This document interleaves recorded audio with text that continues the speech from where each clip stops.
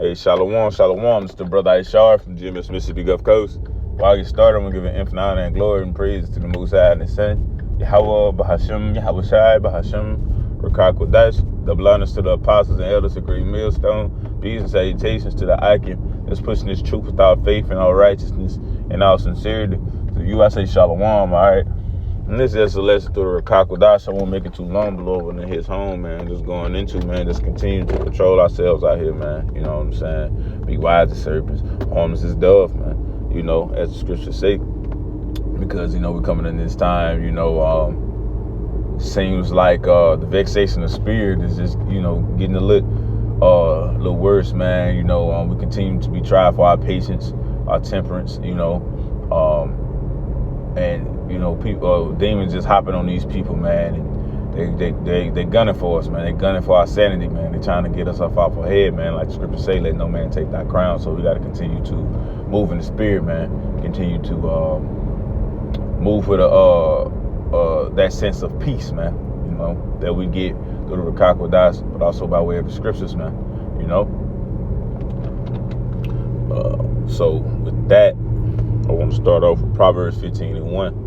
This is always a precept to consider, you know, when you're being tried or something, you know, done vexed you, man. This Proverbs 15:1, it says, a soft answer turneth away wrath, but grievous words stir up anger. Like I said, this is always a precept to consider, because when a situation is brought up to you, man, you know, right in your face, right away, you know, somebody bumps you, somebody's just standing in your way at the gym, you know, somebody holding up the line at the register, you know, when you're getting some gas and you're a little burnt for time, you know, whatever it may be, you know, that soft answer don't always have to be a verbal response. It can just be how you conduct yourself regardless, man. You know, how you compose yourself, all right, how you act, you know what I'm saying? The other day, I went to the gas station, you know, to just get some gas real quick, man, you know, just got off from my second gig. I was a little tired, and I said, let me get some drinks and stuff, you know. I wound up, you know, just taking my family or riding somewhere. I can't really remember, but I said, let me get some drinks, you know. So I went, and I don't think I got off from my second gig. It's a lot. Like I said, I can't really remember the day, but I remember what happened when I went in to get some gas. The lady that was there, this Esau bitch, you know, she was there, and I'm handing her the drinks and stuff. She's ringing it up so slowly. So I look up at about a good 2 minutes. I hand her the cash that it say on the register. She's still ringing it up slow. Chirp, chirp. Looking at me dead in my face, like, looking at me like, why the fuck I'm there? You know what I'm saying? And in that moment, you know, I got aggravated. And then plus I told her what pump I wanted, you know, pump my gas on. She was like, what, pump 7? I was like, that's not what I said. I said, I'll tell you what. Retold her the pump. I said, I'm sorry. I didn't know what amount it was. You know, you were kind of ringing it up slowly. But I said, it's all right. She stayed just looking at me. Ain't said a thing, nothing. So I'm just trying to hurry up and get out of there. She didn't even tell me that I left my drinks.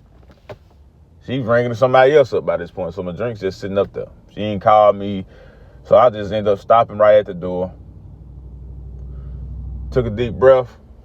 Went and got my stuff and said, thank you. You have a nice day. Walked out. You know what I'm saying? Applying this precept pretty much. You know what I'm saying? That's what I was trying to get to. You know what I'm saying? Like, in that moment, you know, you can make matters worse. You know, gas stations be having little security, or, you know, they be having like other men there, like in the back and stocking or whatever. And, you know, they be, you know, these women, you know, they be feeling a little tough and things of that nature. But it don't matter. But either way, you know, just not putting yourself in that situation. You know what I'm saying? Not putting yourself to where you have to stir up some anger, stir up some shit. Now you in some shit. You know what I'm saying? So just, you know, soft answer. Regardless if it's a soft verbal response or soft just action, you know what I'm saying? Because really action speaks louder than words at the end of the day. And a lot of times you can be trying to, you know, speak some type of peace and it can vex you even more when it's not being received, you know. So sometimes it's just better to just walk away, you know.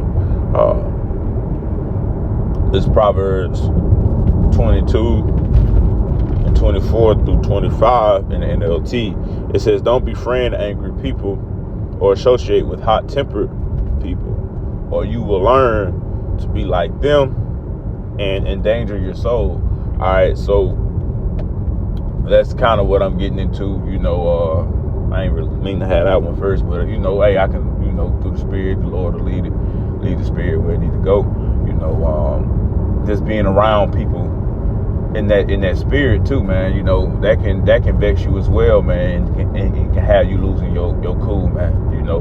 Being around people with bad attitudes, you know, as they say in the world, bad energy, you know what I'm saying? That can have you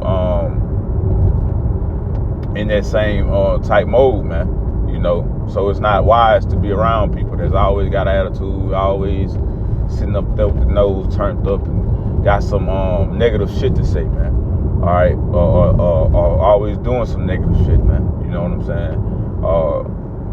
Just separate yourself, man. Scripture tells you to be holy anyway. All right, so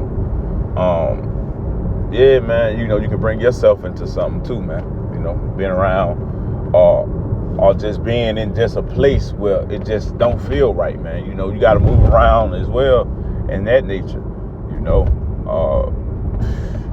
I can't tell you times, you know, when you feel something off, man, Jake, just get on down, man. You know, it don't matter if it's at a family member house or what, man. You know, you got to be in the spirit at all times. All right, 2/3, man, they ain't really got nothing to lose. They ain't got the spirit.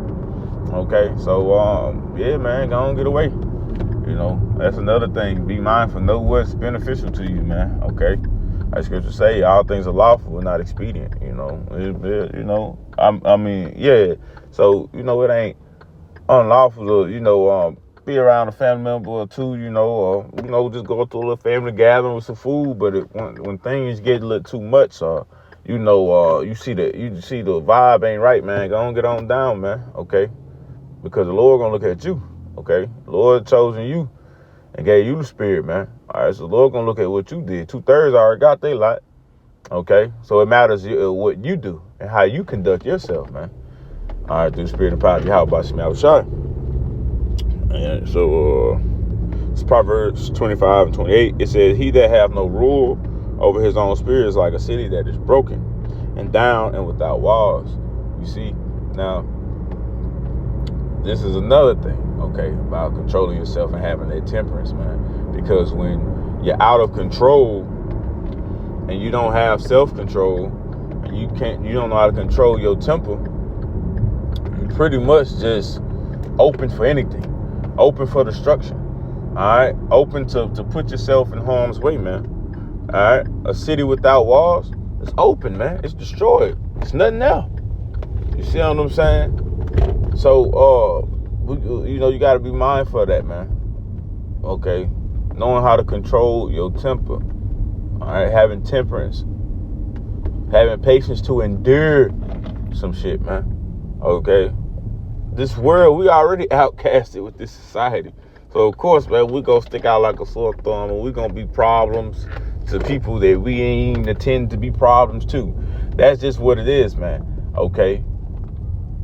Sirach 2, when coming to serve the Lord, prepare thy soul for temptation. Okay, that's just, I mean, come on now. You know, this is something you should already know, but if you don't, go read it. Sirach, the 2nd chapter at the top. You know what I'm saying? It's what comes with serving Yahweh Shem Yahushua, man.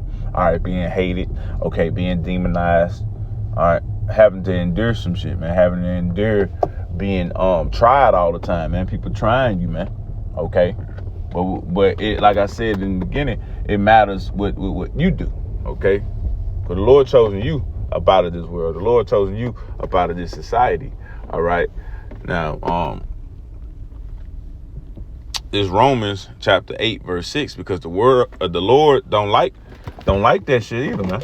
You acting like that. You acting like a fool, man. You can't control your temper, man. That's carnally minded. That's some fleshly, worldly stuff, man. That's what these YNs, these 2/3 do, man. Get all emotional and ready to spaz out, ready to snap out, man. That's not a man of the Lord trait.